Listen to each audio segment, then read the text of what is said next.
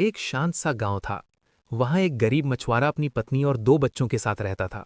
उसके बच्चे पढ़ने लिखने में बहुत होशियार थे। उस मछुआरे ने गांव की एक बड़ी तालाब को कुछ पैसों में खरीदा था। वही उसका सहारा था। रोज सुबह वो तालाब से मछलियां पकड़कर बाजार ले जाता, बेचता और उसी से घर का चूल्हा जलता था।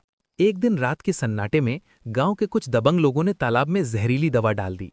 सुबह जब मछुआरा तालाब पर पहुंचा तो उसकी आंखें फटी की फटी रह गईं। पानी की सतह पर हजारों मछलियां मरी हुई तैर रही थीं। उसकी दुनिया जैसे बिखर गई हो। वो टूट गया, निराश हो गया। गम और डर के साथ वो घर लौटा। पत्नी को सब बताया। बच्चे कोने में चुपचाप ये सब सुन रहे थे। घर का माहौल भारी था, आंसू, डर और दुख। अगले दिन मछुआरे ने हिम्मत जुटाई और गांव में पता लगाया कि ये दवा किसने डाली थी। नाम सामने आया, वही दबंग जो हमेशा गांव वालों को सताते थे। गुस्सा उसके सिर पर चढ़ गया। उसने उन दबंगों से सवाल किए, आवाज उठाई। बात लड़ाई में बदल गई। दबंगों ने उसे पीटना शुरू कर दिया। मछुआरा लहूलुहान हो गया। तभी उसकी पत्नी और बच्चे दौड़ते हुए पहुंचे। पत्नी ने उसे बचाया। बच्चे डर के मारे कांप रहे थे, लेकिन उनकी आंखों में आंसुओं के साथ एक आग जल उठी, अन्याय की आग। दिन बीतते गए।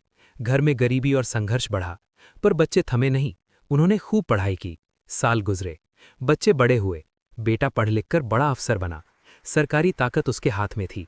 फिर एक दिन वही बेटा अपने पिता के साथ गांव लौटा। आज वो कमजोर बच्चा नहीं था, कानून का रक्षक था। उसने एक एक करके उन सभी दबंगों को पकड़ा जिन्होंने कभी उसके पिता की आजीविका छीन ली थी। कानून के रास्ते से न्याय दिलाया। गांव वालों की आंखों में आश्चर्य और गर्व था।